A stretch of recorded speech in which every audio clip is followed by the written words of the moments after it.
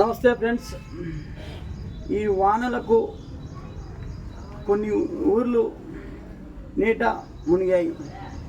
ఆ చుట్టుపక్కల ప్రాంతాల్లో మనం ఎవరైతే క్షేమంగా ఉన్నామో ఆ నీటి ముప్పుకు గురువైన ఆ గ్రామాలకు వెళ్ళి మన చేతనైన సాయం చెయ్యండి.